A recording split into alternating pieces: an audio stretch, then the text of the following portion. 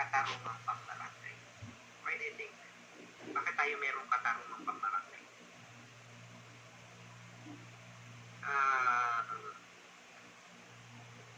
Sino ba nasa unahan? Mr. Gutierrez, give me a number. 5 po, attorney. 5.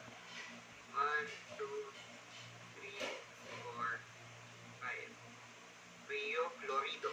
And here, Yes, Father. what is your occupation? Records na lang po. Bakit nakalagay farmer? Parent mo yun. Bakit ba? Kasi itong student, itong class card nyo, pang undergrad to eh. Occupation. Okay, dali natin ha. Port stenographer. Yes. Saan port, Miss Rio Florido? Caloocan City po. Alright. RTC? Family court po, RTC. Okay, family court. Alright. Class, kung kailangan nyo ng note, manghingi kayo kay Miss Rio Florido, ha? Okay. Alright. So, what is there a katarungan pambarangay mechanism, Miss Florido? What is the purpose? What is the purpose? To dispute some cases beforehand before it goes to the courts po. What? To have a possible settlement and to already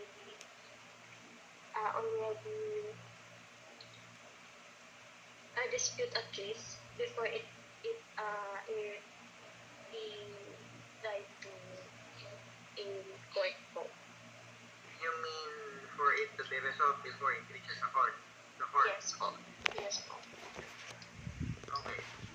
So, class, ano naman ngayon? Why do we want issues settled at the barangay?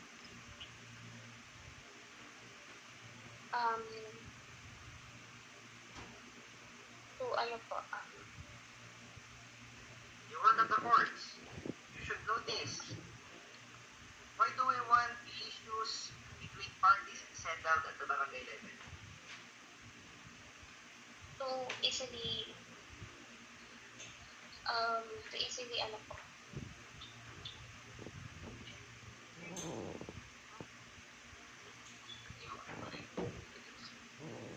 Yeah.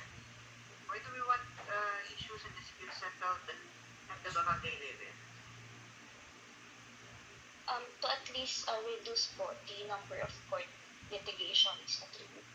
Precisely, class. Okay? Kamusta ang court dockets sa Caloocan? How often does a case gets scheduled for So hearing? ngayon po medyo marami po yung sa branch namin because po isa lang po kami family court. So, ang hearing sa inyo ng isang case, how many months before the next hearing? Usually po depends po attorney if the accused po namin is criminal case po namin. Like, mag-hearing today, kailan ang susunod na hearing niya? Usually month po. 1 month. Yes Bakit po. ba yan? Would you believe, class, in other courts, once a year or twice a year kung mag-hearing? Not because tamad ang court, not because tamad ang lawyers, not because ayaw nilang mag-hearing, but because there are just so many cases that are pending before those courts. It's sa dami nila, hindi kayang i-accommodate na mag-hearing as frequently as possible. That they have no choice but to schedule once a year or twice a year just to accommodate all cases that are pending before them. Ganon ka tuлагd ang cases natin. You will encounter cases, class, na na-file 1990s until now hindi pa na-resolve. Sa trial court level, ha? First level court or second level court pa lang. Okay? There are cases na almost 2 decades na hindi pa rin na-resolve. Okay? Kaya nagpa-pile up ang cases sa courts. Okay? And of course, di ba, ano ba yung mantra natin? Justice delayed is Justice justice denied. denied. Okay? Imagine a simple dispute between neighbors tungkol sa sinampay, tungkol sa basura, sa bakuran, maaabutin niyo pa sa korte. Dadagdag pa siya doon sa thousands of cases pending before those courts. Okay? So, ang purpose and aim ng katarungang pambarangay law is to reduce court dockets. Okay? To declog the courts. Okay? And if we are able, class, to declog the court dockets, meaning pag napababa natin yung cases that are being handled by the courts, mas napapabilis natin ngayon yung administration of justice. Diba? Kasi kung konti na lang yung cases sa korte, okay, mas mabilis na ngayon yung pag-i-schedule natin ng hearings. Mas mabilis matatapos ang isang kaso. Okay? So, ultimately, the effect of having this dispute mechanism structure at the barangay level, okay? So, nare-reduce natin yung court dockets. Ultimately, we are able to improve administration justice. That is the goal. That is the aim, okay, of katarungang pambarangay. Okay? That is why, class, do not think na hindi importante ang katarungang pambarangay, ha? Lumalabas sa bar ito. Okay? Itong subject na to, katarungang pambarangay, lumalabas siya sa bar exams. Mind you. Okay? May lumalabas na mga tanong. Okay? Kasi nga, the court gives emphasis, okay, on dispute resolution mechanisms outside the court. Okay? Para pababain yung court dockets, para i-improve natin yung administration of justice, which is the primordial aim of katarungang pambarangay. Okay? Now, the proceedings before the katarungang pambarangay, okay, before the barangay, okay, sino lang nakaupo dito sa ano? Familiar naman kayo sa katarungang pambarangay, class? Yung may lupon, may pangkat, nakaupo na ba kayo sa isang hearing sa barangay? Try nyo. Okay? Ngayon, Christmas season, di ba? Mag-video kayo hanggang alas 2 na madaling araw. Expect nyo, merong dadating na sabihin na sa inyo galing sa barangay. Malamang magre-reklamo kapitbahay ninyo. At least ma-experience nyo, how does katarungang pambarangay works. Okay? Para may first-hand experience kayo. Okay? Kung ayaw nyong basahin. Okay? Kung ayaw nyong magbasa, edi i-first-hand experience nyo na lang. Okay? Okay, pwede din doon. Kung nabasa nyo, lecturean nyo yung mga nasa lupon. Okay? How to do properly. Okay? Katarungang pambarangay proceedings. Okay? But, just take note, okay? Yung goal and aim of katarungang pambarangay. Now, okay, Miss Rio Florido, is the katarungang pambarangay part of the judicial proceedings here No in the po, attorney. No It's po, not part of attorney. the judicial proceedings. Yes Okay. po. Class, our katarungang pambarangay, it's not part of the regular, okay, judicial proceedings that we have here in the Philippines. There is no such thing as barangay court. Alright? Pag nagpadala ng sabina ang barangay, okay, requiring you to appear, it's not like a court na kapag hindi ka pumunta, pwede kang ipahuli.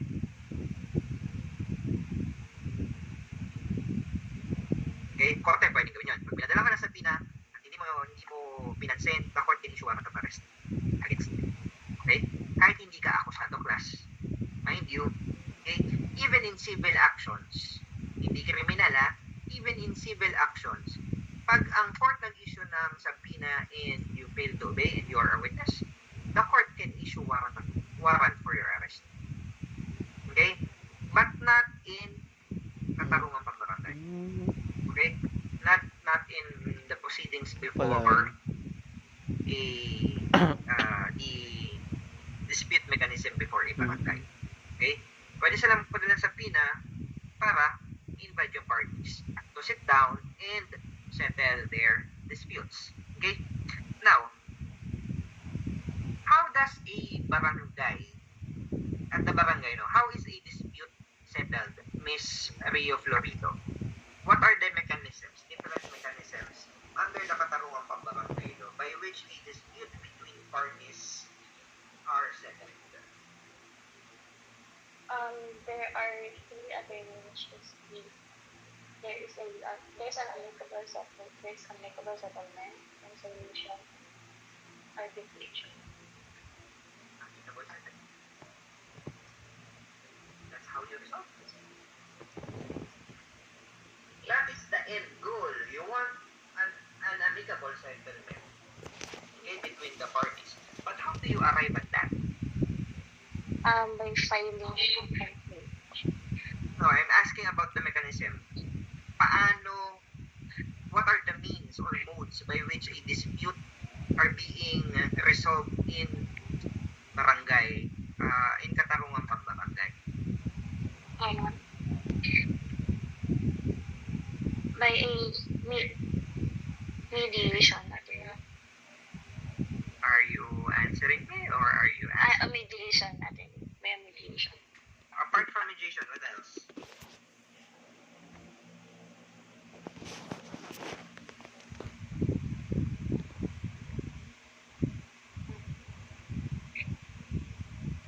Plus, there are three ways or modes by which a barangay, okay, under the Katarungan Pambarangay Law, by which disputes are settled. It may be either mediation, conciliation, or arbitration. What do you understand by mediation, Ms. Rio Florido? Mediation is it will mediation po is a proceedings po summoned by the Lupon Barangay of a party and another party.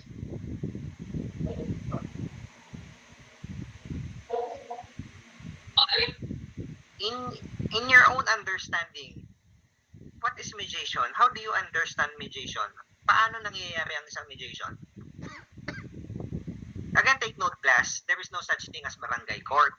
So, walang litigation na nangyayari sa barangay. Hindi nag-hearing na tulad sa korte na merong witness, may magte-testify. Walang mga ganun. Okay? So, ang mode of or means of resolving disputes sa barangay level ay either conciliation, mediation, or arbitration. Now, I just want you to understand ano ba yung mga yun at anong pinagkakaiba ng tatlong yun. Okay? So, in your own understanding, what is mediation? Ms. Rio Florido? Conciliation. Arbitration. In my own understanding natin, mediation is summoning po of the parties by the Lupon to Okay, give me a number, Miss Rio Florido. 8 po. 1 to 5 lang. 4. 1, 2, 3, 4. Gutierrez, Russell, are you here? Yes po, sir. Okay. Occupation. Mediation. My base, Okay. my... No. I'm asking. Ay, occupation, what do you sorry do? po. Occupation mo. I'm a government employee, sir, in BAR. Oh, you're from BIR. Yes, sir. Okay. Swerte niyan, no? Napalitan kayo ng DPWH. Dati sa inyo pinakagalit mga tao eh. Yes, sir. Dahil kay Tulpo. Hindi, mahirap talaga kayong kausap. Magbabayad na lang ng tax eh. Ang dami nyo pang ano eh. Ang hirap kayang magbayad ng tax. Sobra. Pahihirapan. Alam mo yung, pwede bang ito na lang? Tanggapin nyo na yung bayad. Mm-mm. Ay. Lalo na sa settlement of estate.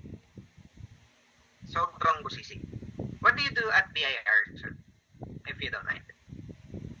I'm a administrative officer po, sir. I more on encoding po sa mga BIR dockets. Okay. Hindi naman ikaw yung examiner pa, no? Ay, hindi po, sir. Okay. Yan yung mga mahirap kausap. Yes, sir. Ah. Okay. Tama ba? There are instances when... Sorry, Glass, matanong ko lang, taga BIR eh. There are instances when the capital gains tax can be paid hindi na sa bangko pero through bank transfer. That is possible. Para sa Capital gain. sa Yes, sir. Meron na pong process wherein you can pay through online po, sir. kasi ang hirap nung sa bangko may oras tapos madiwarat sa bangko. Well, anyway. From anong BIR ka, sir? Sa national office po, sir. Sa office po ni Deputy Commissioner, legal group. Oh, I see. BIR legal group.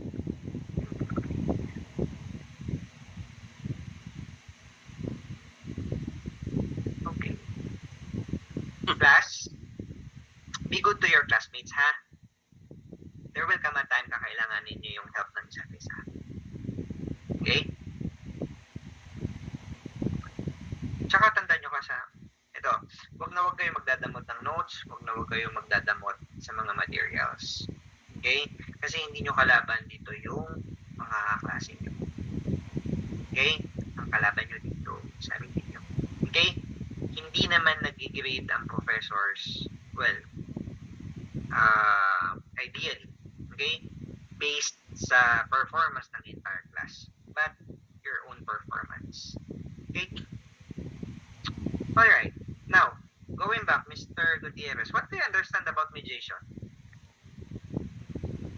Mediation. So, mediation, attorney, it is a process wherein a third, a neutral third party exists between the dispute of two private parties, wherein the third party recommends any suggestion that he may deem appropriate to settle the dispute between the parties, sir. So The mediator suggests the resolution. Is that what you're saying? Suggest proposals that may that both parties may agree upon so that it won't the proceedings won't proceed any further po, attorney. Alright. In mediation proceedings, kanino nang gagaling yung resolution? Is it from a third party? Huh? From a neutral third party, attorney. The resolution of the dispute comes from the mediator, the neutral third party? Yes po, attorney. Tawag tayo isa pa. Give me a number. 3 po, attorney. 1, 2, 3. What is this? Orbigoso? Tama ba yun? Orbigoso. Good evening. Orbigoso. Ang liit ng sulat mo.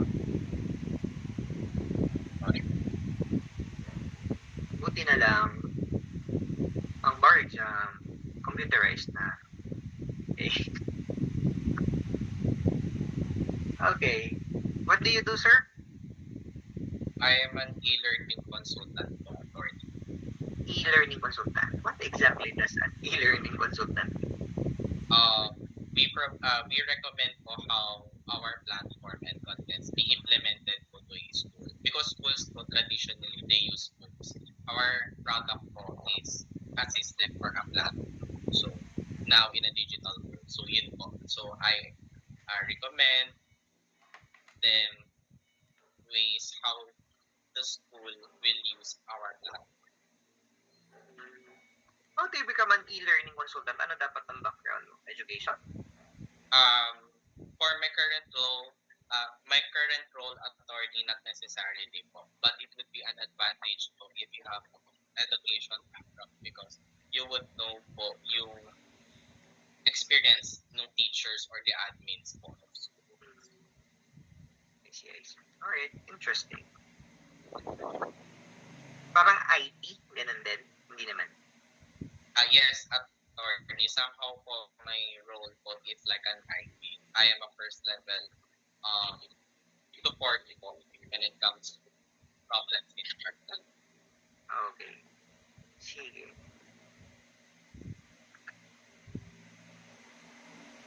Okay. So, same question. What do you understand by mediation? By mediation attorney, there is a third party who mediates or be at the center of two different persons. His role is to allow those persons to communicate with each other and to have a resolution on their own law. Okay. Class, I want you to understand, no? In mediation proceedings, the resolution of the conflict comes from the parties. The role of the mediator is simply to mediate. Okay? To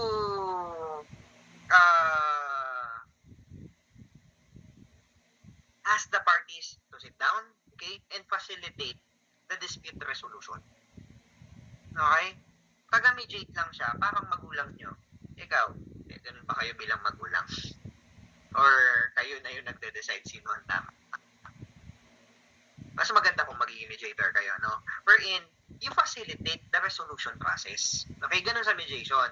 Si mediator, hindi siya magde-decide. Hindi niya sasabihin sino ang tama, sinong mali. Okay? Ang role sa mediation, the third party, who is a neutral party, only facilitates, okay, the resolution process. Okay? Kumbaga, kasi syempre, kung yung disputing parties, kung sila lang ang maghaharap na dalawa, sasabog talaga yan, di ba? Magsasabong lang yan, pataasan. Okay? Walang magpapadala dyan. The role of the mediator is facilitate, okay, the dispute resolution process. Okay? And ultimately, yung resolution ng conflict will come from the parties. Okay? So, sila ang magre-resolve nung conflict nila by arriving at a mutually agreeable and mutually acceptable compromise. Okay? O, ito yung dispute natin. Ano ba yung pwede nating pag-agree? Okay? Class, as lawyers, role din natin yan. Okay? You must understand na ang dispute resolution for us lawyers, hindi lang sa korte. If you can help your client resolve his or her dispute without having to undergo sa court proceedings, you are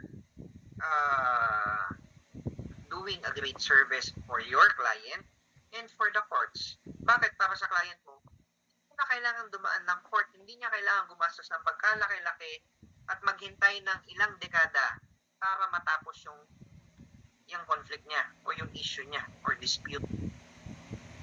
Okay? Kasi sometimes, ang mga kliyente natin, ego lang ang taas ng ego. Okay? Kaya nauuwi sa pagsasampa ng kaso sa korte. Okay? Sometimes, minsan, kailangan lang nilang makakita ng ibang perspective. Okay? Which you can do as a lawyer. Pwede mong i-encourage yung client mo. Okay? To go through mediation. Okay? Minsan ikaw pa nga yung mag-mediate. Okay? Like, kunwari, sa amin nangyayari yun. Mag-asawa, pupunta sa opisina. Okay? May problema si lalaki kay babae. Si babae may problema kay lalaki. Imbes na magsampahan ng kaso, we offer mediation services. Okay? Ano ba yung pwede natin pag-usapan na mutually acceptable for both of you? Okay? Na both of you feeling nyo panalo kayo. Walang dehado. Okay? Kasi, para papaliwanag nyo, ano ba ang pagdadaanan natin pag pumunta tayo sa korte? Versus, ano ba yung i-give up natin? Okay? Pag pumasok tayo dito sa mediation na to. Okay? Alright. So, that's it for mediation class. Take note ha, the resolution comes from the parties themselves. From the parties themselves. Okay? Sila yung magde-decide paano nila gustong i-resolve yung conflict. Okay. Okay? Ano yung kaya nilang pag-agreean. Now, contrast that with arbitration. What do you understand by arbitration, Mr. Gutierrez?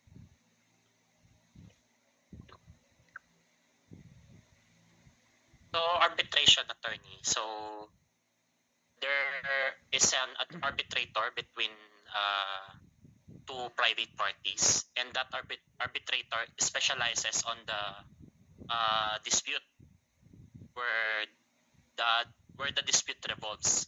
So, ano po, the resolution comes from the arbitrator, and that resolution is binding and enforceable, attorney. Alright. Class, take note, in arbitration, although this is out of court, okay? Wala tayo sa korte. But,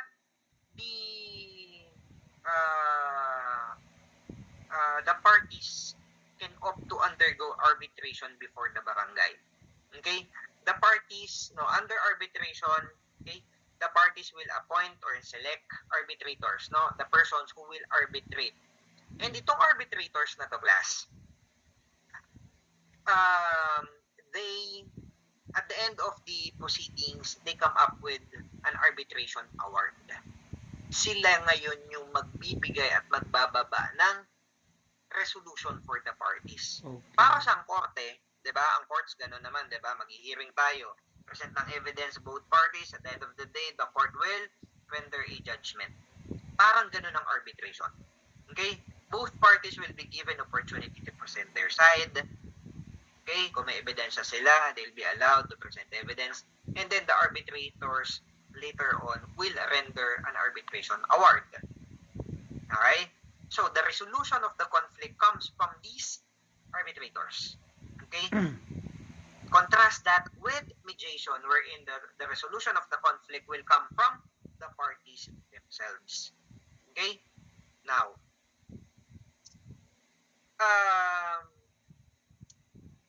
is there an inherent power on the part of the lupon? By the way, class, yung katarungang pambarangay, okay, they act through the lupons.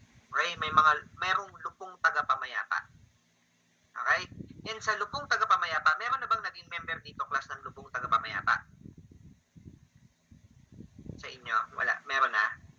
Mga magulang nyo, may naging member na ng lubong tagapamayapa. Voluntary yun, class, sa barangay. Okay?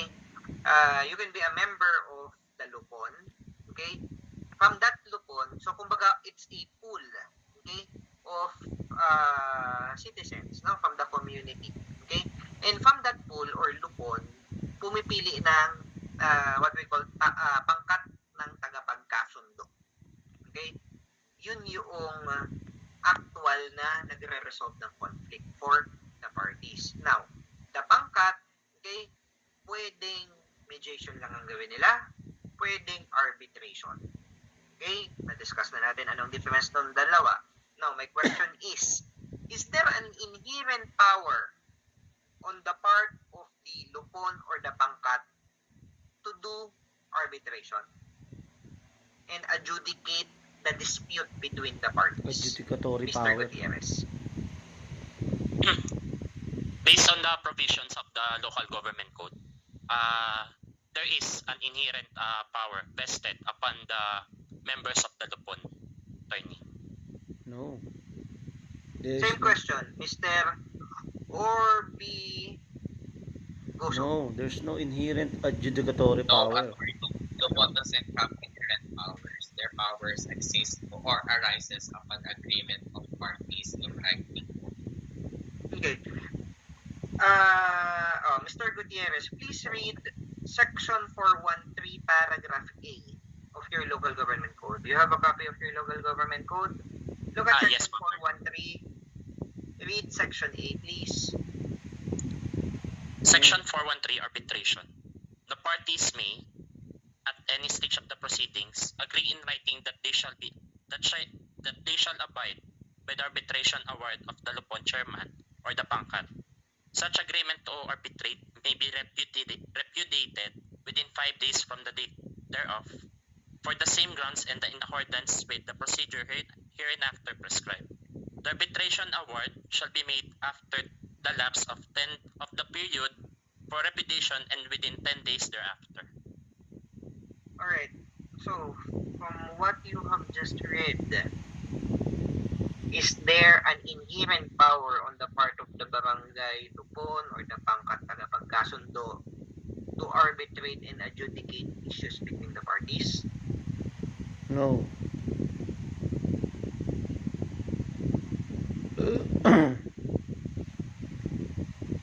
Parang korte ba yan na merong inherent right to resolve the dispute between the parties? No, attorney. They are abided with the in writing, attorney, by the parties of the dispute po, attorney. So Okay, there is no take note under section 413, paragraph 413. A, there is no inherent adjudicatory powers on the part of the barangay Lupon or barangay pangkat ng tagapagkasundo. Okay? Ang default is mediation. They can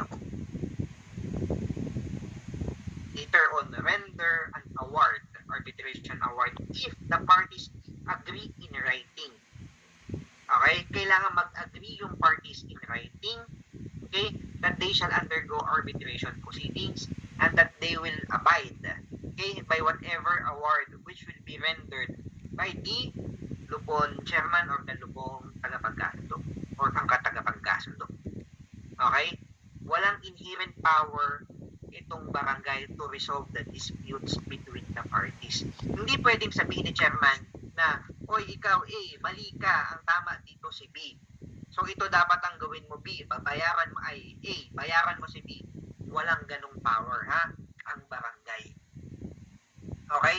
They can only mediate as a general rule, and by way of exception, pwede silang mag-render ng arbitration award if and only if the parties agree in writing.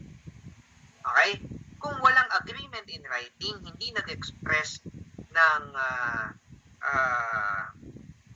conformity ang parties, hindi pwede ang arbitration, hindi pwedeng ang mag-resolve ng dispute is yung barangay.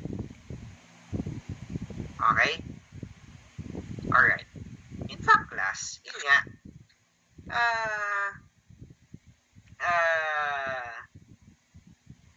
hindi nga record eh. Napunta, pag pinadalang ka ng sabina or summons ng barangay, you're not even required to appear. Okay? Ikaw yung narareklamo, pinadalan ka ng sulat ng barangay, pinapaten ka sa hearing, you have the option to ignore it. But is it wise? No, it isn't. Anong effect kapag hindi ka nag-undergo ng katarungang pambarangay proceedings? What is the effect, Mr. Orbigoso? If having to undergo katarungang barangay proceedings is required under the circumstances, what is the effect if, kunwari, ikaw yung plaintiff, gusto mo mag-file ng kaso, sabi mo, wala namang kwenta ang barangay. Wala namang silbi ang barangay. Nakikita lang naman natin yan pag election. Okay? Before and after election, wala naman na. Wala nang silbi yan sa atin. So, hindi mo, you do not see any point in having to undergo barangay conciliation proceedings. What is the effect if magpa-file ka ng kaso?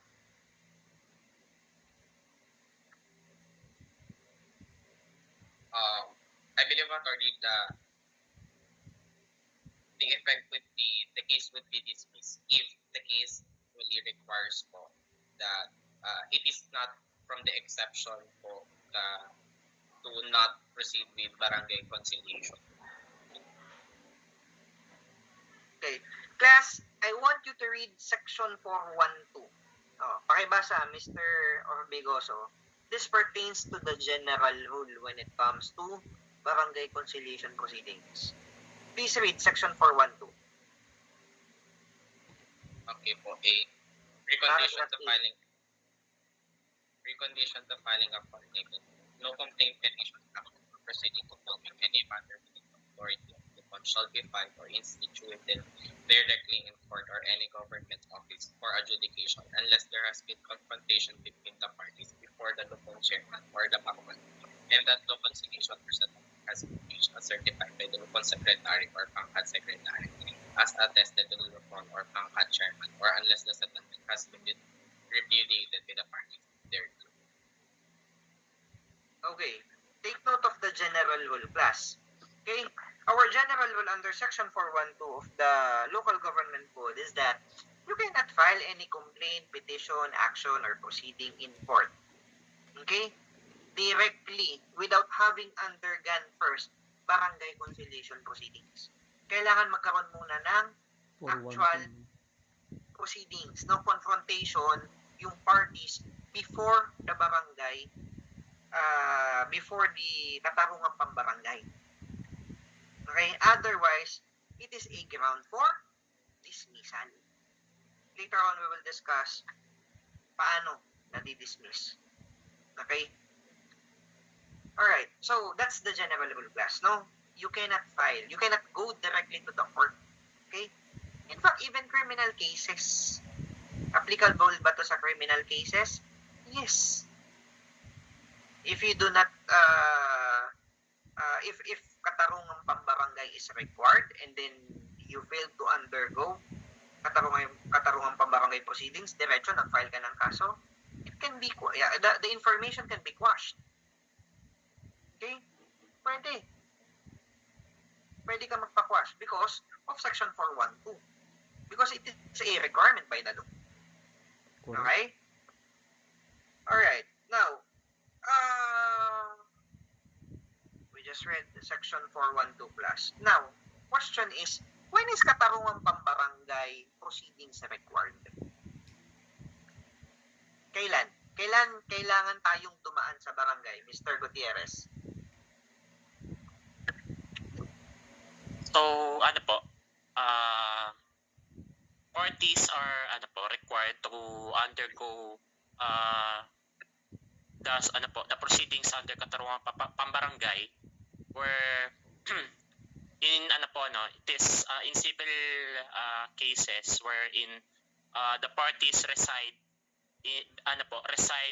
in the same city or municipality, involving disputes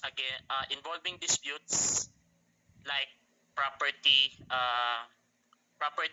debts, or other similar interest, attorney.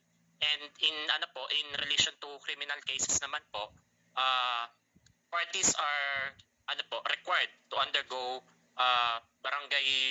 katarungang barangay wherein the punishment is not higher than 1 year and the fine is not exceeding 5,000 pesos, attorney. Where do you live, Mr. Gutierrez? Valenzuela po, attorney. Valenzuela. Do you have a province? Wala po, attorney. Sino may province dito, class? Miss Orazo. You're raising your hand? Are you raising your hand? Good evening po, attorney. Am I audible po? Yeah. Yes po. Saan ang province mo, ma'am? Leyte po. Leyte. And so you grew up in Leyte? Actually po, no po, attorney.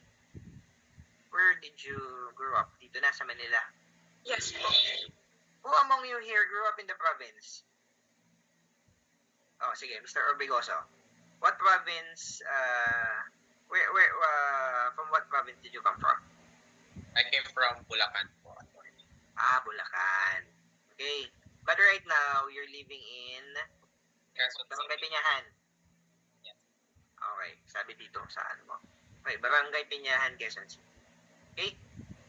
Now, let's say you had a dispute with Mr. Gutierrez. Okay? Mr. Gutierrez, where do you live? Valenzuela po, attorney.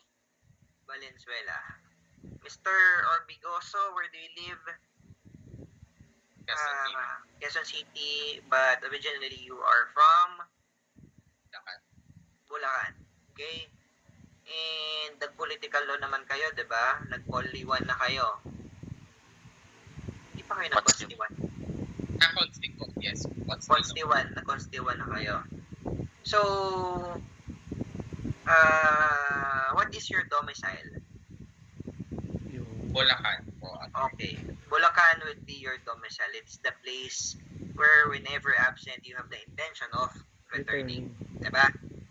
Okay. Yes. Normally, yan yung nilalagay natin sa ID natin na permanent address, diba? domicile. Alright. Now, let's say, Mr. Gutierrez,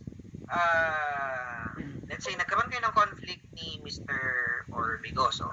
Okay? Let's say, basta nagkaroon kayo ng conflict. Nangutang, kunwari, si Mr. Orbigoso. Okay? Gusto mo ngayong mag-file ng case against him. Now, question. Do you need to undergo katarungan pambarangay proceedings before filing a case in court? No po, attorney. Why? Because under the provisions of the local government code, so katarungan pambarangay is only available as a remedy wherein two parties reside within the same city or municipality, attorney. Okay. Now, let us assume that you are a resident of Bulacan. What Mr. Orbigoso, saan ka sa Bulacan? What particular town or city or municipality? Santa Maria. Ha? Santa Maria po. Santa Maria, Bulacan. Okay. Let's assume, Mr. Gutierrez, na ikaw ay taga Santa Maria, Bulacan. Okay? Assume that you are from Santa Maria, Bulacan. You are residing there.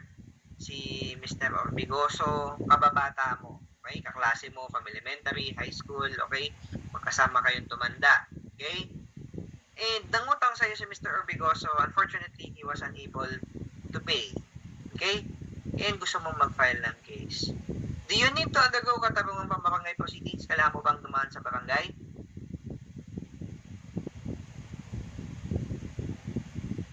Yes, attorney. Mentioning the fact that we reside in the same within the same municipality, we are obliged or we are mandated to go to katarungan pambarangay first before directly filing a case before a first level court po. Mr. Orbigoso, do you agree with Mr. Gutierrez? Kailangan ba dumaan kayo sa barangay conciliation proceedings? Or pwedeng dumiretsyong mag-file na ng case in court si Mr. Gutierrez? Under the given facts, kunwari si Mr. Gutierrez is a resident of Santa Maria, Bulacan. Yes, attorney. Under section 408 of local government code, the local authority po settle disputes po of parties who are actually residing in the same municipalities. Here, Sir Russell and I both resides po in Santa Maria, Bulacan. Okay. Sir Russell ang cause of action. Okay. Class, take note that the provision under section 408 of your local government code speaks of actually residing in the same city or municipality. Bilugan yung actually residing. So the parties for katarungan pambarangay proceedings to be required, the parties must be actually residing in the same city or municipality. In this case, Mr. Orbigoso, you are not residing in Santa Maria, Bulacan. Di ba nakatira ka sa may barangay Paligsahan, Quezon City? Although ang domicile mo is Santa Maria, Bulacan. Pero ang actual residence mo ay dito sa may Quezon City. Domicile class is different from actual residence.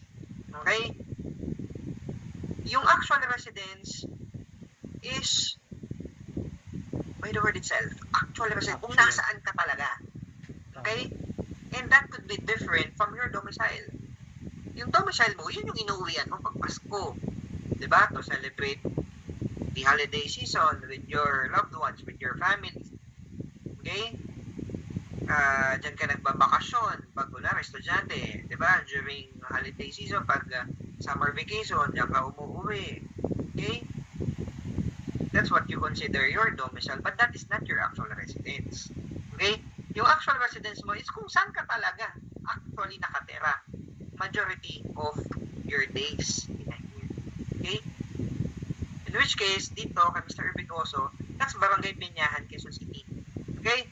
And since they are not actual residents of the same city or municipality, one actually resides in Santa Maria, Bulacan, one actually resides in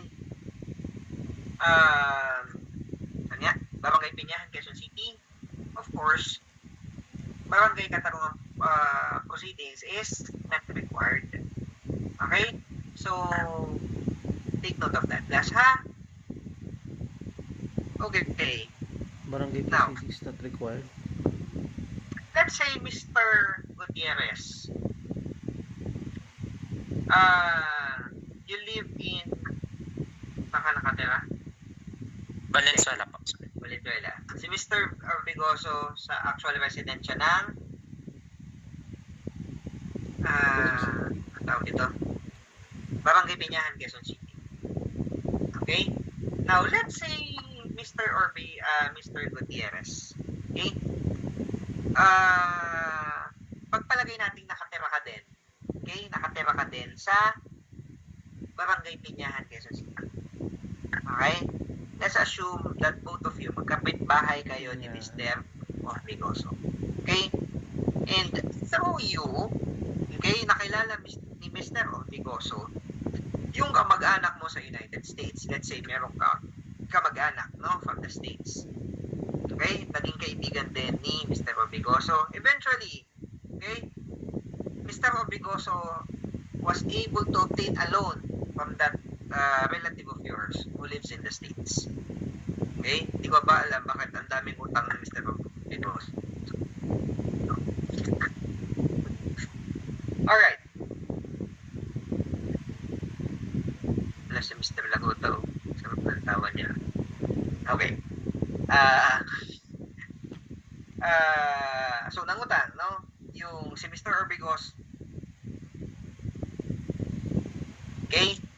And then, eventually, for reasons known to him only, no? Mr. Orbigoso failed to pay again. Okay? Assume lang natin, no? Pagpalagay lang natin. Hindi ulit nakabayad. Okay? And now, yung relative mo, syempre nasa US, hindi maka-uwi kaagad basta-basta dito sa Pilipinas. Okay? So, nag-issue siya ng special power of attorney designating you to file a case in court against Mr. Orbigoso for and his behalf. Okay? So, ikaw yung representative niya. Okay? Nag-issue siya sa'yo ng special power of attorney para mag-file ng collection case in court, no, against Mr. Orbigoso. Now, you are a actual resident of Barangay Peñahan, Quezon City. Mr. Orbigoso is also a resident of Barangay Peñahan, Quezon City. Are you required to undergo katarungan pa barangay proceedings? No po, attorney. I'm not required po. Why? Since attorney, the real party of interest are Mr. Orbigoso and my my relative. So under the provisions of the local government code, katarungan pa barangay only resolve disputes between between real parties of interest. So hence po, so we're not required po to undergo katarungang pambarangay attorney. Do you agree, Mr. Orbigoso? Tingnan mong mabuti ang mukha ni Mr. Gutierrez. Do you agree with what he said? Yes, attorney. The real party of interest is between me and his relative po from outside the Philippines. Therefore, in order to proceed with barangay conciliation, the relative who should be the one here actually residing, the only time po that a representative will be allowed is in case of fine or incompetent po. Alright. Plus take note, no? As a general rule, okay? We look at the residence of the actual parties in the case, no? The real parties interest, those who stands to be benefited or to be injured. Okay? Kung sino yung nangutang at sino yung nagpautang. Kung ang usapan, kung ang dispute is about utang. If it involves injury, physical injury, kung sino yung nanakit at sino yung nasaktan.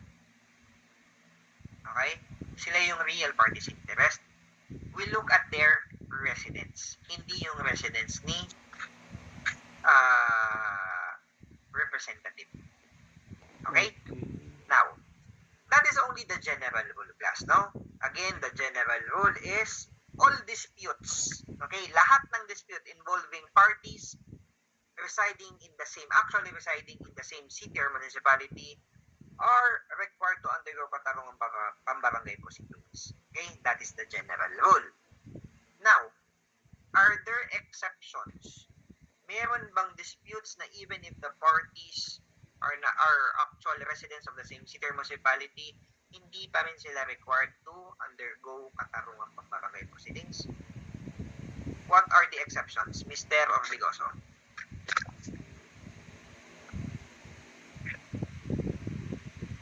Mr. Orbigoso. Okay. If one party, one of the exceptions, attorney, is if one party is the government or any subdivision or its instrumentality. Okay. Why do you think so? Bakit hindi kailangang mag-undergo ng katarungang pambarangay? I believe, attorney, it is in the constitution that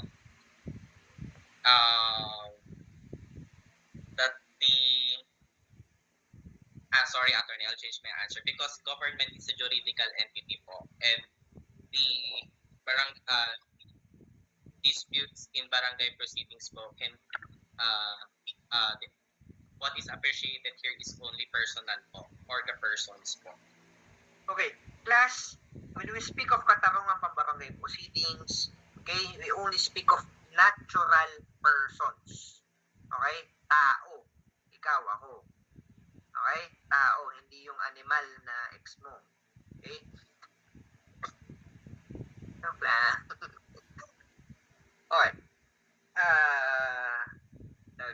So, natural persons. Okay? Of course, you cannot have a dispute resolution with a juridical entity. Lalo na mediation. Diba? When we speak of mediation, okay, kailangan nga personal appearance ng parties involved. Diba? You cannot even send a lawyer, your lawyer, sa barangay conciliation proceedings. Ang kailangan yung actual parties.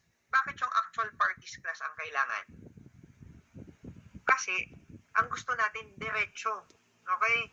Kung sino yung nasaktan, sino yung nakasakit, kayong mag-usap, ano yung pwede nyong pag-agrihan.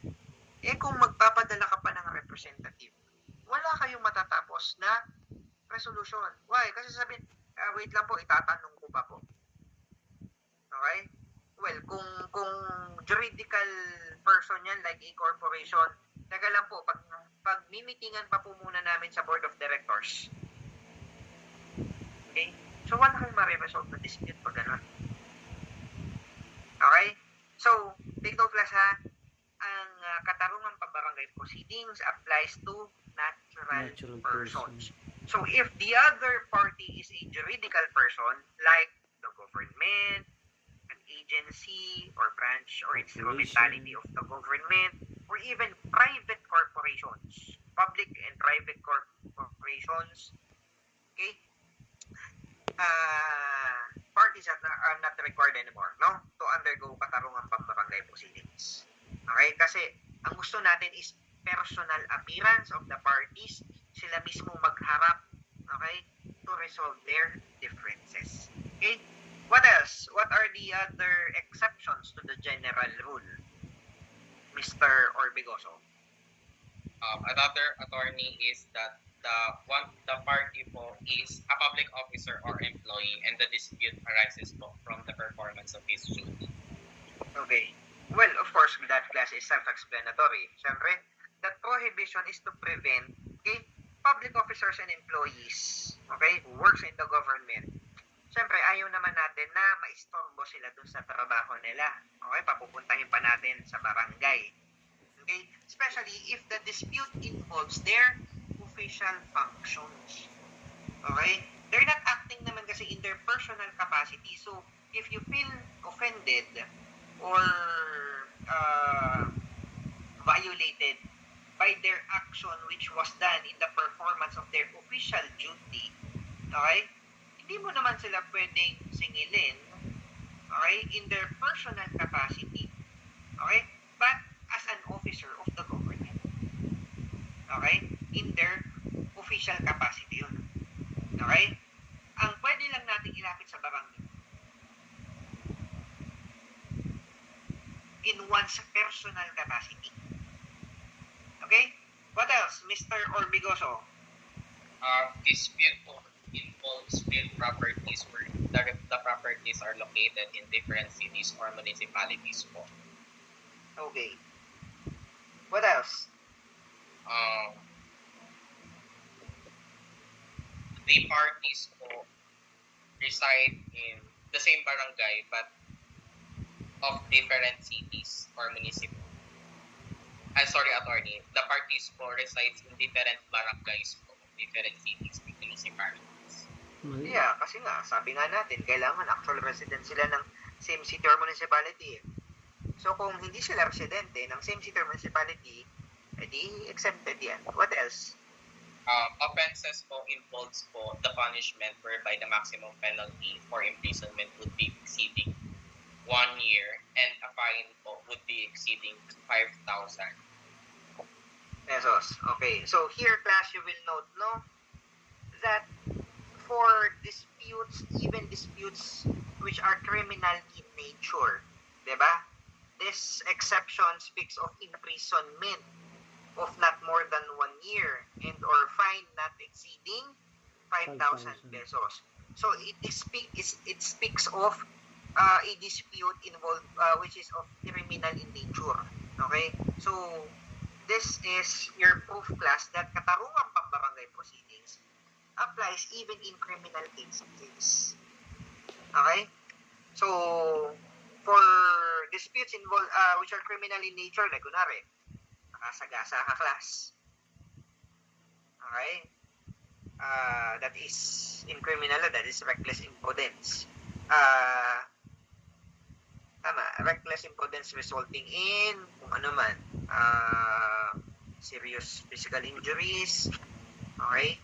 Na hospital ganun. So, even those disputes, class, okay? Lalo na kung magkapit-bahay, kailangan kayong dumaan sa barangay, no? Pero syempre, titingnan mo, ano ba yung imposable penalty? Okay? Doon ka magbabase. Okay? So, ano ba yung imposable penalty? Kung imprisonment yan, kailangan hindi mag-exceed ng 1 year. Kung fine naman yung imposable penalty, kailangan hindi mag-exceed ng 5,000 pesos yung fine. Okay? Mr. Urbigido, give me a number.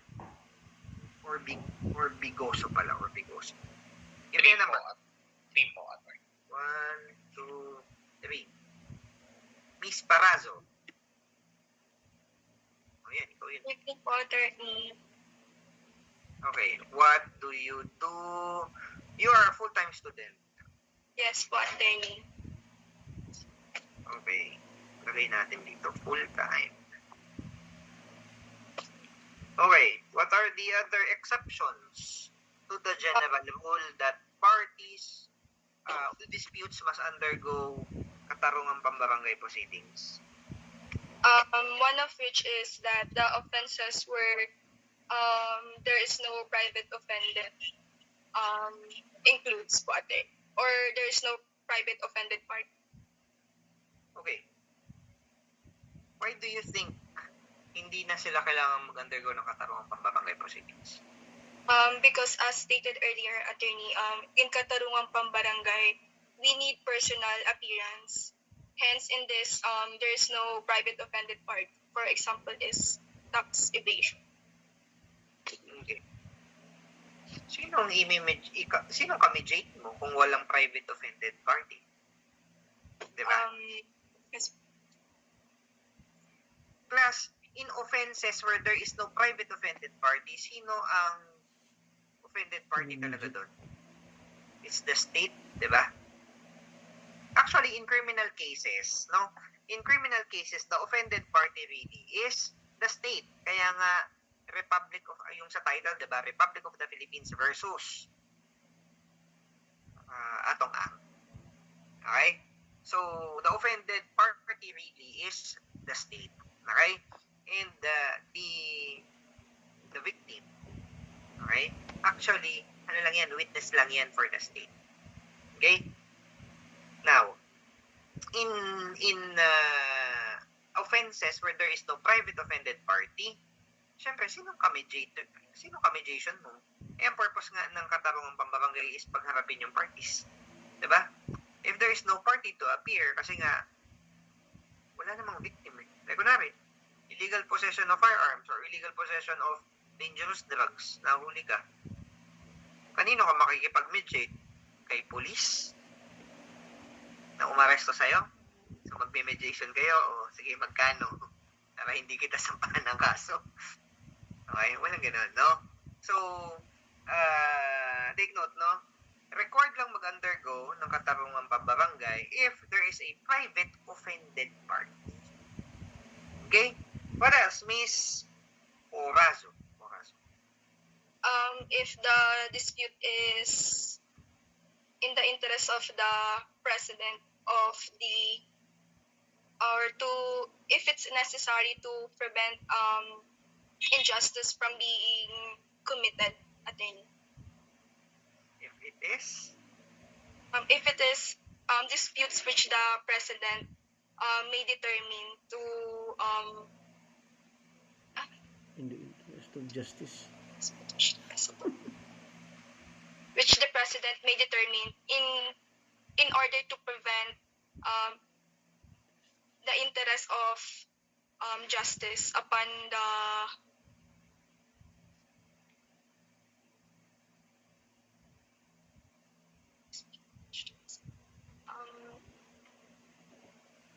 All disputes which the The president. president of the Philippines may determine as required to undergo, okay?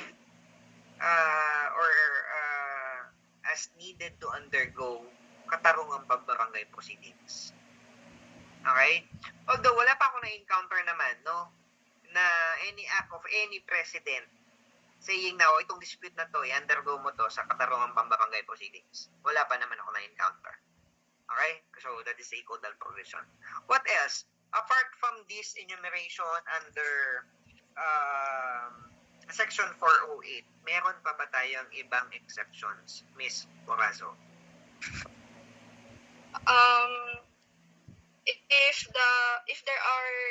If there are disputes where are urgent for legal actions po, attorney. Disputes where? There is a urgent for legal action po, attorney. Example?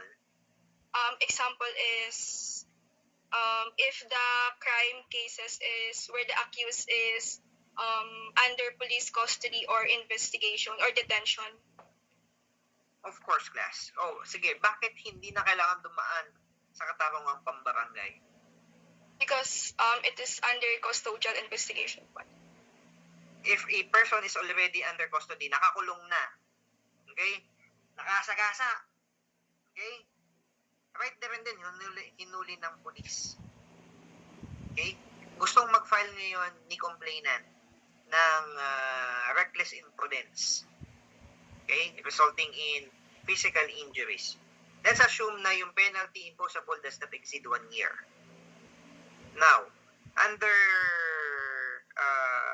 that provision that you just cited, hindi na sila required, diba, to undergo katarungang pambarangay proceedings. Why do you think that is the rule?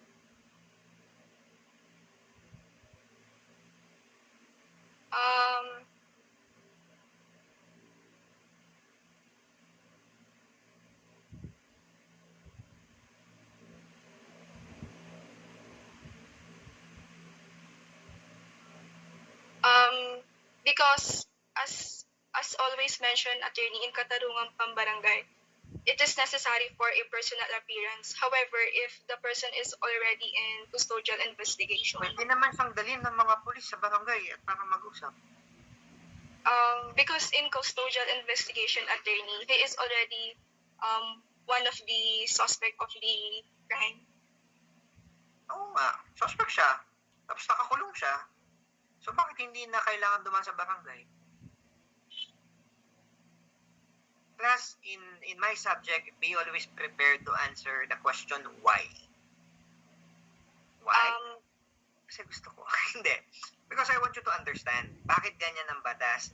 Do not take class laws or rules, okay, na as it is. Na, yan yung batas sundin na lang natin.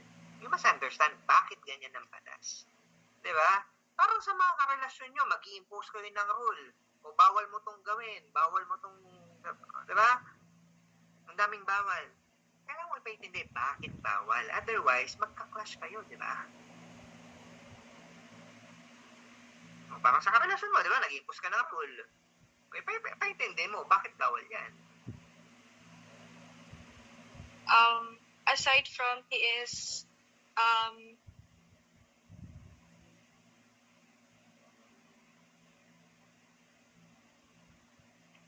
he is already deprived of liberty, attorney, and at the same time do not prolong the process. Do not prolong the what? The process po, attorney. What process? The process.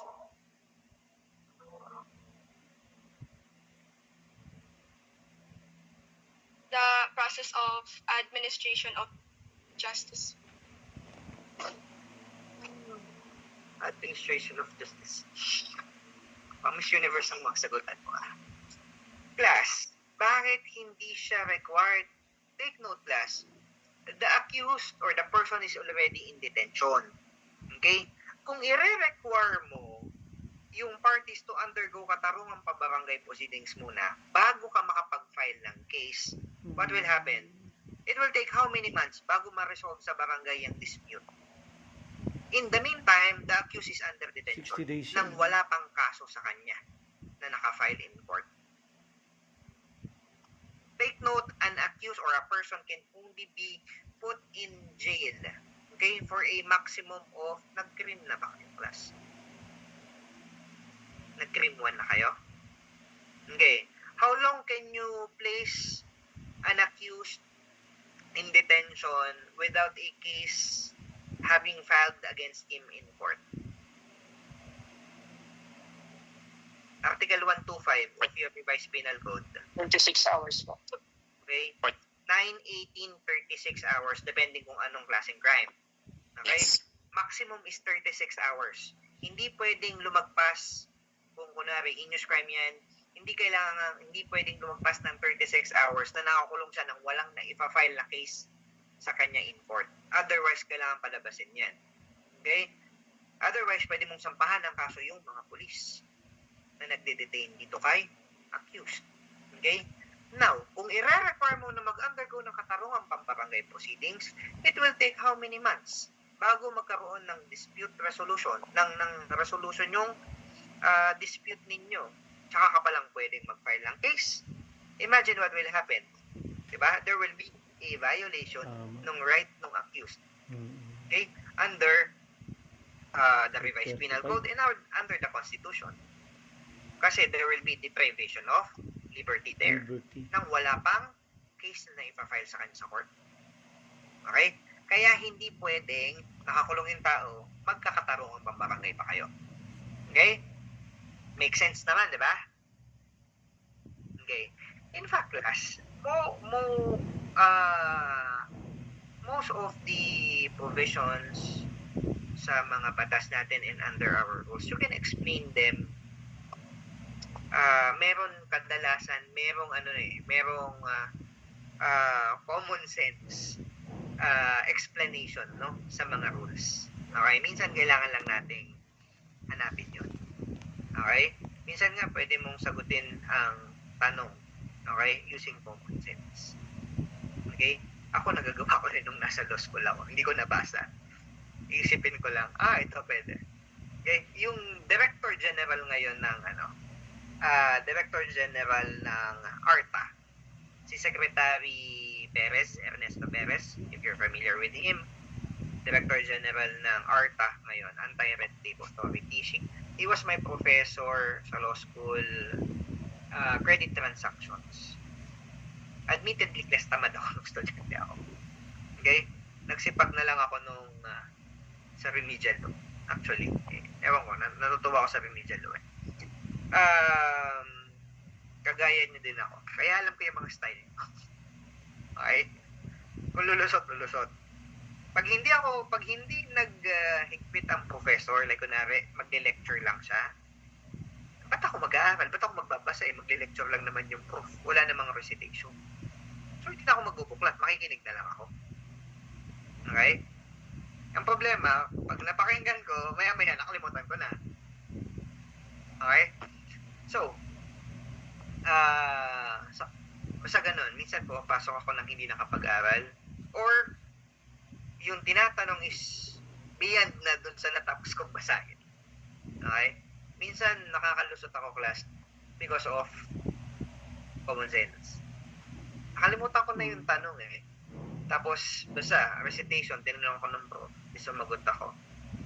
Ang tanong sa akin ng prof ko is, are you answering me based on law or based on common sense? Sabi ko, syempre, hindi na ako makapagpalusot. Sir, based on common sense. Sabi niya, okay. Nakalusot, okay?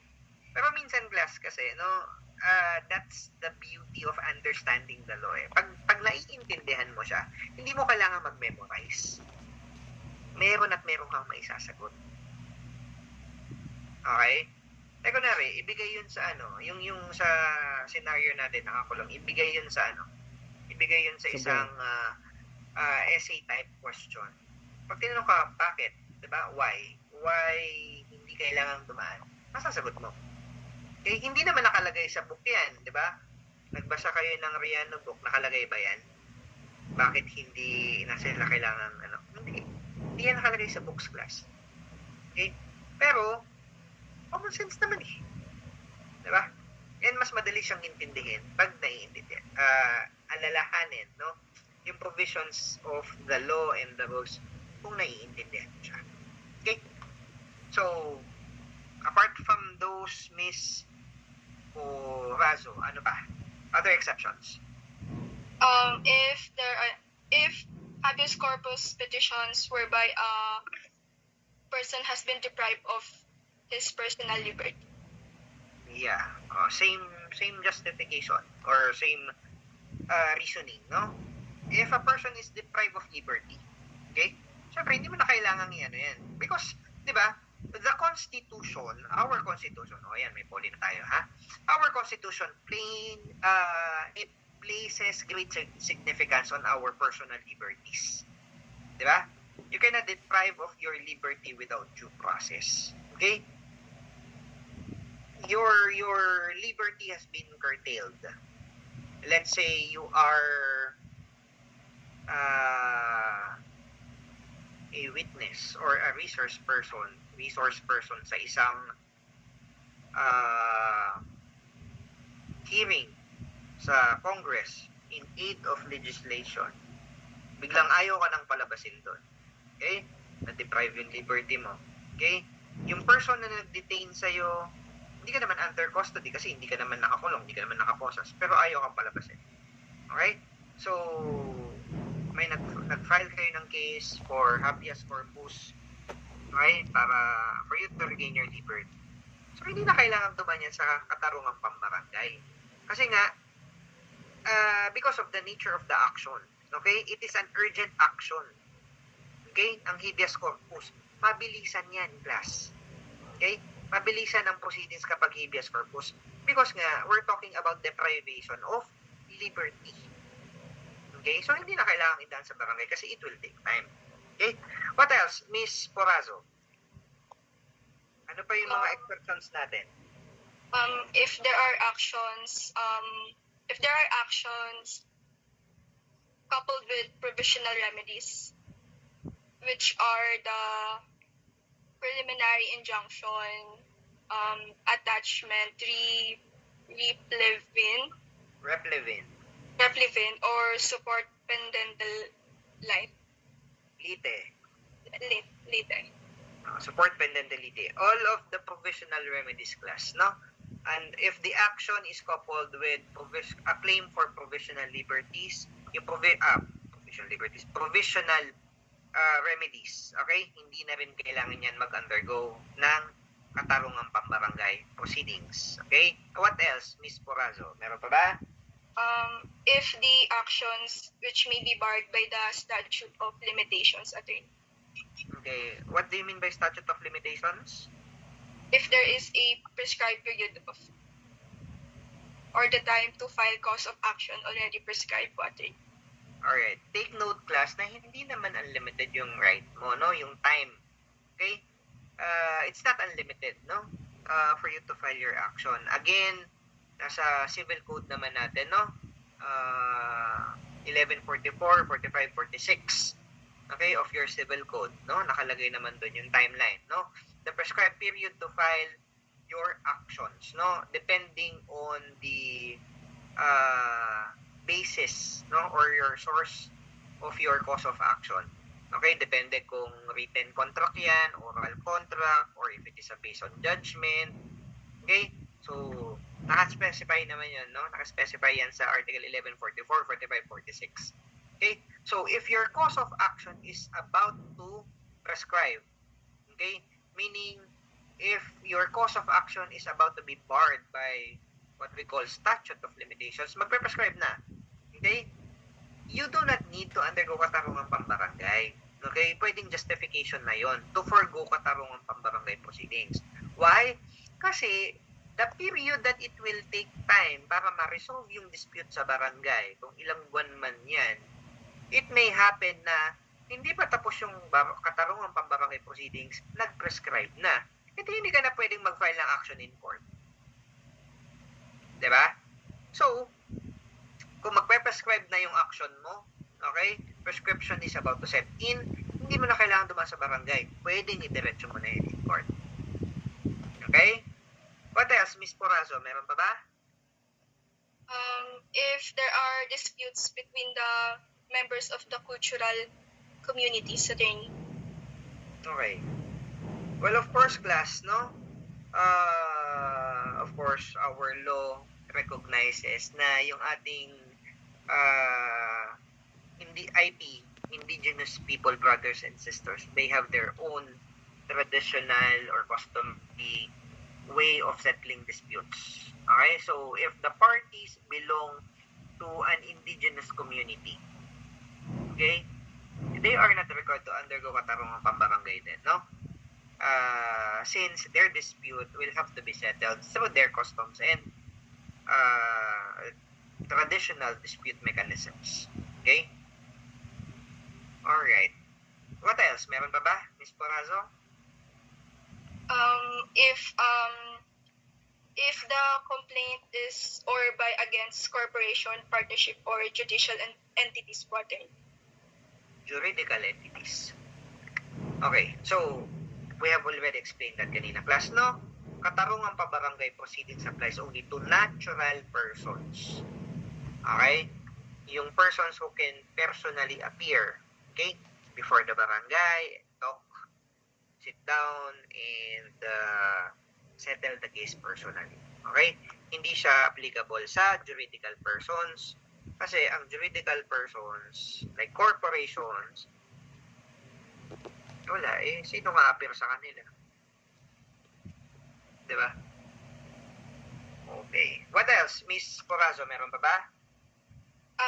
If the disputes arise from comprehensive agrarian reform law, attorney. Okay. So, this is under the Comprehensive Agrarian Reform Law, no? Disputes arising from that law, okay, hindi na required mag-undergo ng katarungang pambarangay. And also, class, labor disputes. Okay? Disputes between an employee and his employer. Okay? Hindi na kailangan yan dumaan ng barangay din. Okay? Ang may jurisdiction dyan, well, our labor arbiters in the National Labor Relations Commission. Okay? NLABs. Now, having stated the general rule and the exception, so alam na natin which disputes are required to undergo katarungang pambarangay. Now, what would be the effect, Miss Corazzo, if a dispute, as we have discussed, requires prior katarungang pambarangay proceedings and hindi ka dumaan doon, dumiretso ka ng filing in court, what will happen? The case shall be dismissed po, attorney. Lahat diretso, it will be dismissed. How will it be dismissed? It will be dismissed if the case includes in katarungang pambarangay as a precondition of the filing of the case po, attorney. Have you already read, class, yung expedited rules natin? The rules on small claims and summary procedure? Nagbasa na? Small claims po, attorney, yes. Okay. Under the rules on small claims, what will happen if you fail to undergo katarungang pambarangay proceedings? What is the effect there sa small claims? It will be remanded. Can you file a motion to dismiss on the ground of failure to comply with katarungang pambarangay proceedings if it is a small claims case?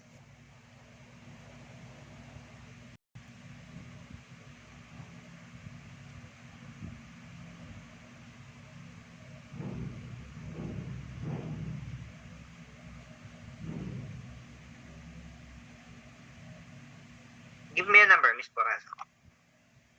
5 po, attorney. 1, 2, 3, 4, 5. Jaboya. Jaboya, Haboya.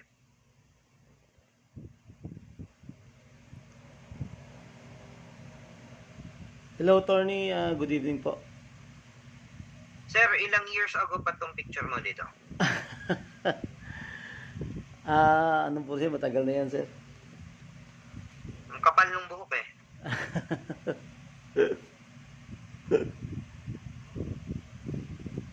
Okay. Your employment, sir? Admin officer? Caloocan City Hall po, attorney. Caloocan City Hall. Okay. Pag employee ba ng City Hall, free kayo sa tuition? Attorney, ano lang, mababa lang po na Discounted. discounted lang po yung tuition po namin. Okay. Ano na yung tanong ko sa'yo? Ano yung huli kong tanong? Bago kita tinawag. Ano po?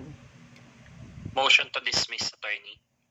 Yeah. On the ground that, ano po? MTD po, attorney. Okay. Yes po, attorney. Sige. Uh, Have you read na class ba yung rules on small claims, rule on summary procedure? Sinimulan niyo ng basahin.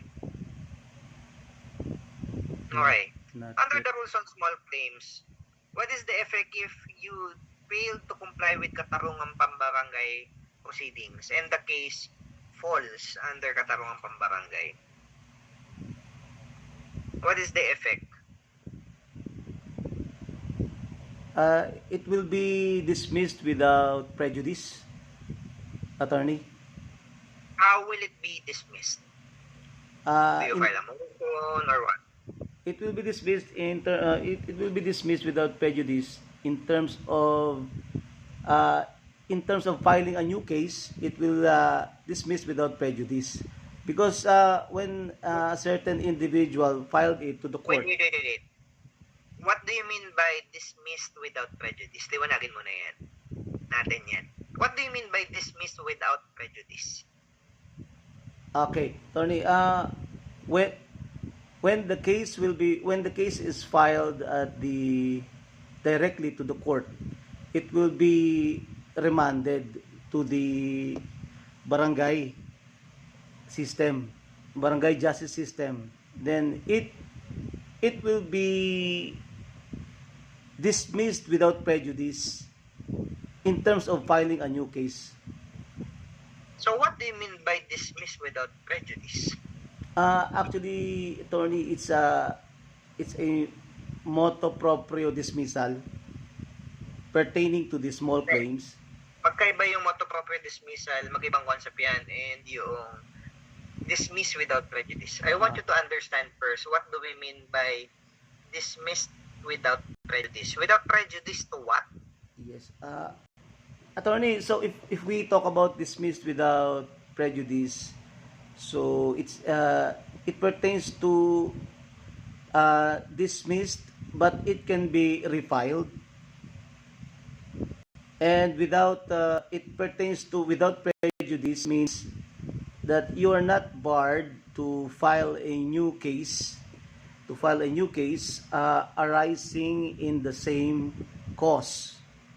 From the same cause. All right, class. Okay, that's very good. Okay, class.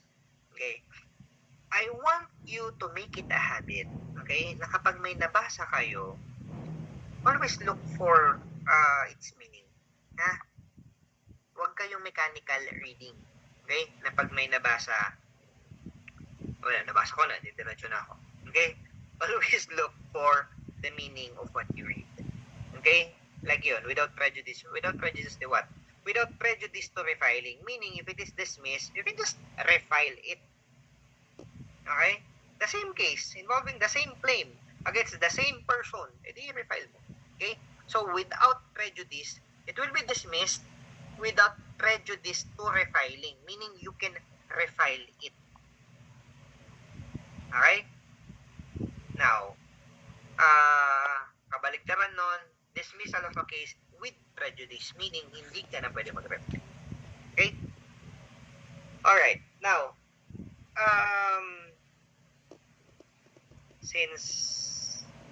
we haven't discussed small claims and summary procedure and of course the ordinary rules of civil procedure. Okay, now class, just take note that if the case is governed by the rules on small claims and summary procedure, take note, class, that the case can be dismissed motu proprio.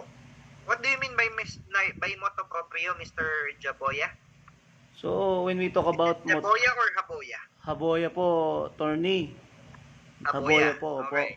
What do you mean by motu proprio? So, when we talk about motu proprio, attorney, it pertains to the court's own discretion in terms of deciding a certain case.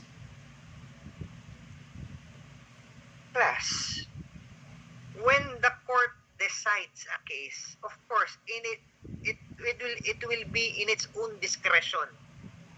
Discretion niya mag-resolve, syempre. Hindi yan kukuha ng desisyon galing sa iba. Discretion niya talagang mag-decide in whatever way na gusto ng court. Okay? Yes, Tony. Now, what do we mean by motu proprio? So when we talk about motu proprio, Tony, so we are talking about the court's own motion on its own impulse Mhm. or on its own initiative, attorney? Okay. So when we speak of dismissal motu proprio, okay, meaning the court can dismiss the case, okay, dahil hindi ka nag-undergo ng katarungang pambarangay proceedings and it is required, okay, under the circumstances, the court can dismiss your case motu proprio, meaning at the court's own initiative, without having or requiring the other party na mag-file muna ng motion to dismiss. In fact, class, under the rules on small claims and summary procedure, filing a motion to dismiss is a prohibited motion. Okay? You will find that under Rule 2 of the expedited rules of procedure for the first level courts. Nandun sa Section 2 yung Rule 2, yung common provisions. Nandun, Section 2 yata. If not Section 1, Section 2 of Rule 2 of the expedited rules. Yung prohibited motions and pleadings. Okay? One of which is a motion to dismiss. Absolute ba ang motion to dismiss? Is it absolutely prohibited? Nakatingin ba kayo sa expedited rules ninyo, class? Rule 2. Common provisions. Anong section dyan ang prohibited motions and pleadings?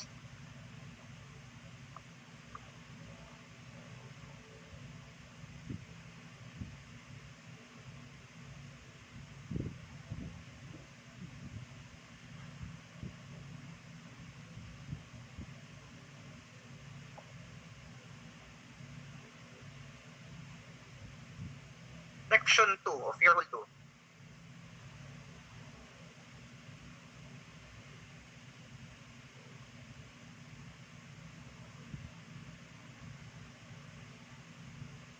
Section.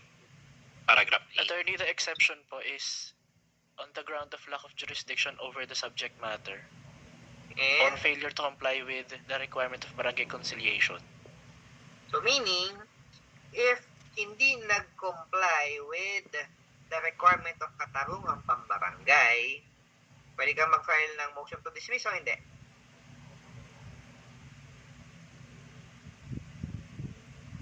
Pwede po. Allowed po. Pwede. Okay?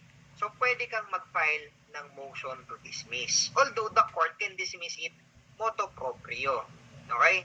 So, kung hindi i-dismiss ng court motu proprio, edi, filean mo ng motion to dismiss.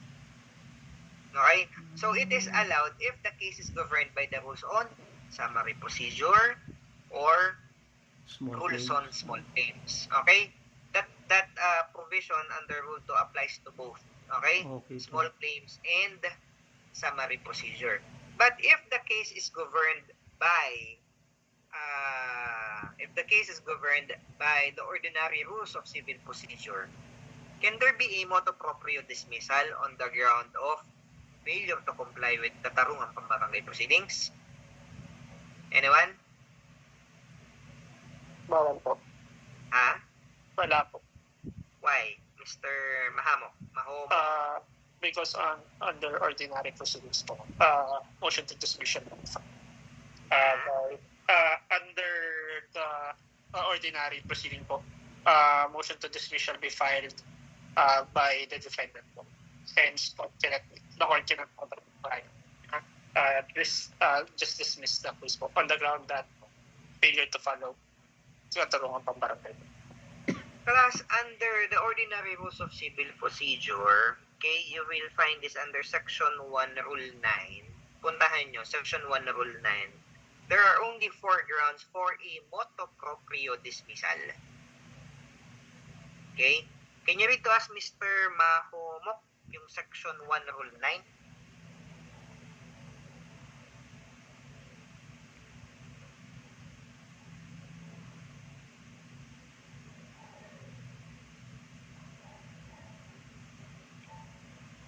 Sorry po, attorney, ano po ulit? Section Rule 9 po.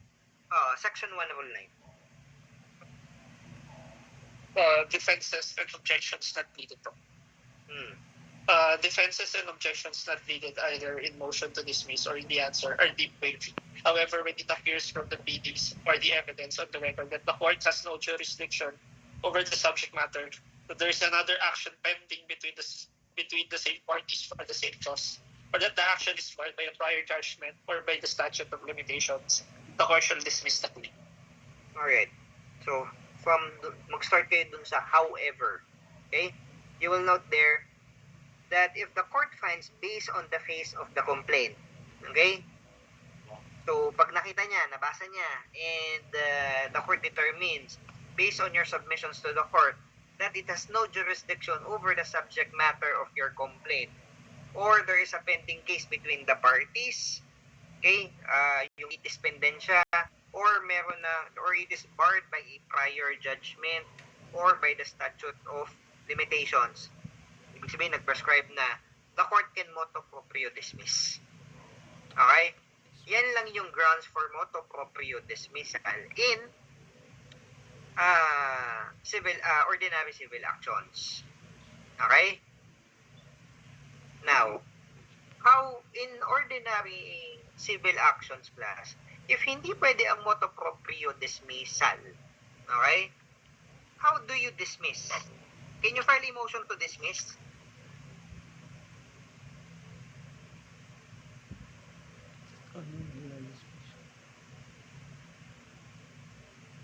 In what setting po, attorney? Ordinary civil actions po. Can you file a motion to dismiss on the ground of failure to comply with katarungang pambarangay proceedings?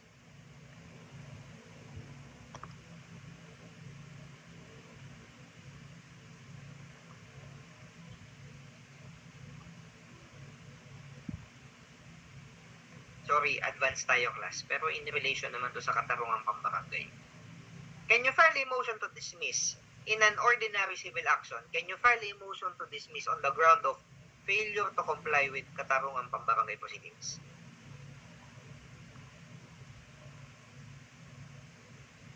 You look class at Rule 15 motions. You look at section 12, if I am not mistaken. Section 12 of Rule 15. Tama ba? Section 12, Rule 15 speaks of prohibited motions and pleadings. Prohibited motions, I mean. Okay. The first in the enumeration is a motion to dismiss. Tama? Yes. Okay, so as a general rule, in ordinary civil actions, filing a motion to dismiss is prohibited, except if your ground for a motion to dismiss is any of the four grounds stated there. Ano yun? Lack of jurisdiction over the subject matter, litis pendentia, res judicata, and prescription. Yung apat lang na yun ang pwedeng maging ground for a motion to dismiss. So, kung hindi ka pwedeng mag-file ng motion to dismiss, hindi rin pwede ang motu proprio dismissal. Paano madi-dismiss, sir, on the ground of failure to comply?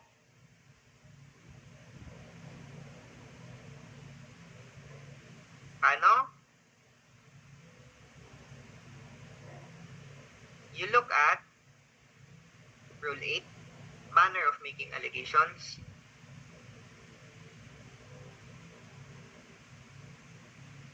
Doon sa defenses. Is that section 5? Rule 8? Anong section yun? Ha? 12 din. Okay, affirmative defenses. Affirmative defenses. Okay, you will note there, class, that one of the grounds for affirmative defenses is failure to comply with a condition precedent. Okay, walang nakalagay na failure to comply with barangay katarungan proceedings, no? But your proper ground there is failure to comply with a condition precedent, no? Condition precedent siya kasi required siyang gawin bago ka mag-file ng case in court. Okay? Now, take note that if the case is governed by the ordinary rules of civil procedure, hindi ka pwedeng mag-file ng motion to dismiss. What you can do is You file your answer, and in your answer, you raise as one of your affirmative defense yung ground mo, which is failure to comply with condition precedent or failure to comply with katarungang pambarangay proceedings. Okay? And if the court grants your affirmative defense, anong effect? The court will dismiss the case. Okay? Although, take note class, again, no, as mentioned by Mr. Haboya a while ago, no, if the court dismiss a case, okay, on the ground of failure to comply with condition precedent, okay, the dismissal is without prejudice to refiling.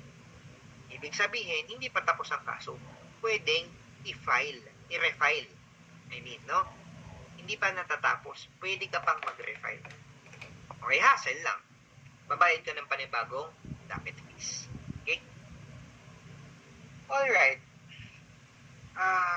It's already 9:06. Tuloy ba natin?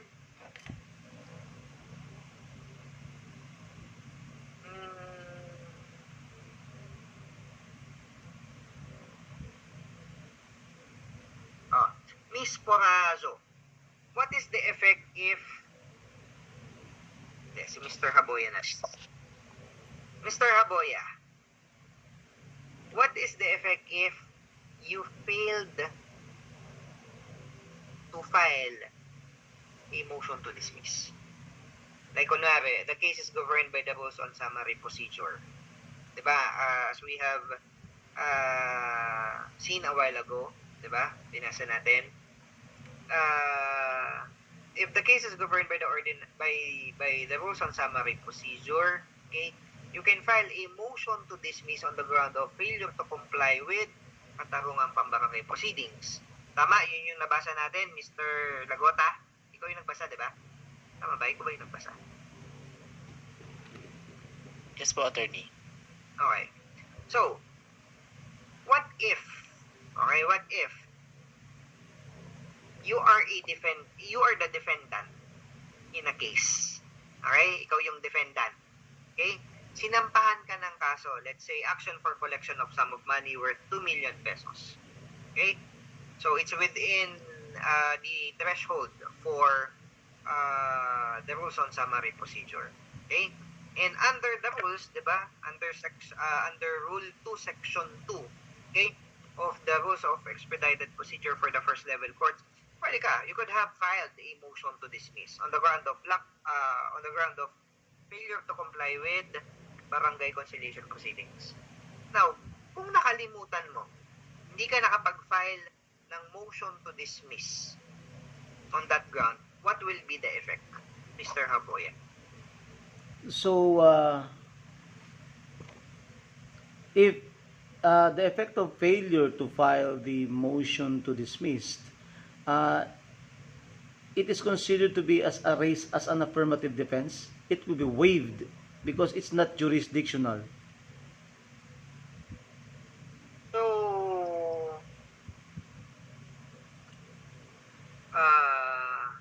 if you fail to raise that, can the court still, does it affect the power and the jurisdiction of the court to resolve the case? Attorney, the case shall proceed. Okay. Sige. Let's say nag-proceed yung case. During appeal, gusto mo mag-file ng appeal, can you still raise the issue of failure to comply with katarungang pambarangay proceedings?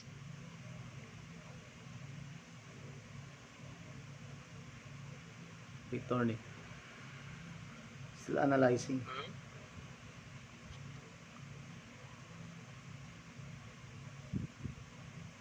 Nag-file ka ng tawag dito, a case was filed against you. You could have filed a motion to dismiss pero nakalimutan mo. Okay? Now, nagtuloy kayo sa trial, okay? And then nag-render ng decision yung court, talo ka, naalala mo, okay? Magpa-file ka ng appeal, naalala mo, ay teka, hindi nga pala dumaan sa barangay ito, dapat nagbarangay kami. Kasi we are actual residents of the same city. Parehas kaming taga-Caloocan. Okay? Naalala mo. Can you still raise that in your appeal? Can you raise that as one of the grounds of your appeal? No, attorney, it's already considered to be, it's deemed waived already. Okay. Class, take note ha. The issue of for the ground of failure to comply with katarungang pambarangay proceedings, this is not jurisdictional. Meaning, even if there was failure